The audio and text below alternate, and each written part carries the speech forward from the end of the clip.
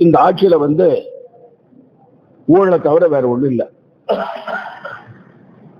NR Congress பாஜக ஆட்சியில முதலமைச்சர்ல இருந்து,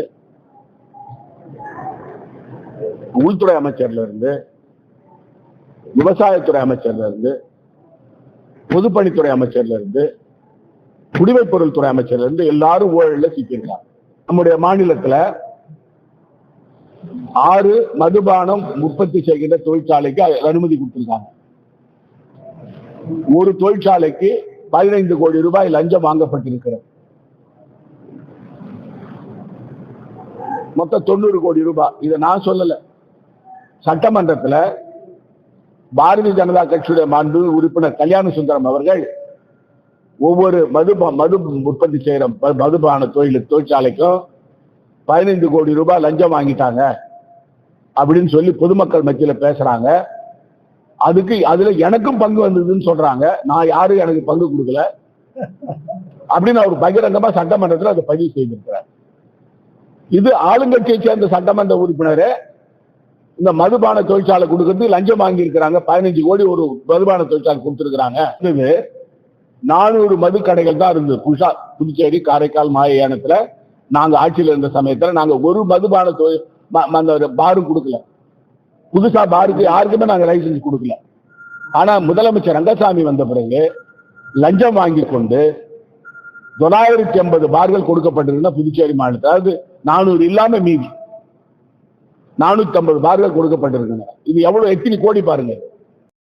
முகத்வாரம் தூர்வாராத காரணத்தினால படகுகள் சேதமடைந்து அந்த மீனவர்கள் பாதிக்கப்பட்டிருக்கிறார்கள். இப்ப கூட தரை தட்டி இருக்குது. இந்த படகுகள் தரை தட்டி இருக்கு. மீனவர்களுடைய வாழ்வாதாரம் பாதிக்கப்பட்டிருக்கிறது. அதே போல இலங்கை அரசால கைது செய்யப்பட்ட நம்முடைய மீனவர்கள் இதுவரை விடுவிக்கப்படவில்லை. அதற்கான நடவடிக்கை எதையும் ரங்கசாமி அரசு எடுக்கவில்லை. அவர் மத்திய அரசு கடிதம் எழுதியதோடு சரி, படகு எடுத்து போயிட்டாலும் சரி, மீனவர்களை கைது செய்தாலும் சரி, 48 மணி நேரத்தில் திருப்பி வாங்கணும். இலங்கை அரசோடு நான் இணக்கமா இருக்கிறேன்னு சொல்ற நரேந்திர மோடி அரசு நடவடிக்கை எடுக்கல. முதலமைச்சர் தன்னுடைய அதிகாரிகளை அனுப்பி, தன்னுடைய அமைச்சர்களை அனுப்பி, வெளியுறவுத்துறை அமைச்சர் ஜெய்சங்கர் அவரிடம் பேசி இவர்களை கொண்டு வருவதற்கான நடவடிக்கை எடுக்கணும். ஆனா அது சம்பந்தமா எதுவும் செய்யல. இவங்க கடிதம் அனுப்புனா அதுக்கு பதிலும் சொல்றது இல்லை. அதனால மீனவர்களை ஒட்டுமொத்தமாக புறக்கணிக்கிறார். அதெல்லாம் ஒண்ணு கிடையாது. யாரும் செதறல. பேச்சுவார்த்தை நடக்குது. இந்தியா கூட்டணியில இருக்கிறவங்க எல்லாரும் ஒற்றுமையா இருக்கிறாங்க. இப்பொழுது கூட்டணி கட்சிகளோட காங்கிரஸ் பேச்சுவார்த்தை நடத்துது. ஒரு சில கட்சிகள்ல இப்ப ஆம் ஆத்மி பார்ட்டி கூட பேச்சுவார்த்தை நடத்தி பஞ்சாப்லயும், இந்த குஜராத்ல அவங்க 2 இடம் கேட்கிறாங்க.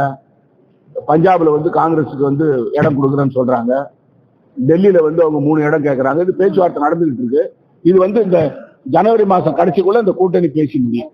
பாதகம் செய்பவரை கண்டால் நாம் பயங்கொள்ளலாகாது பாப்பா, மோதி மிதித்து விடு பாப்பா, அவர் முகத்தில் உமிழ்ந்து விடு பாப்பா.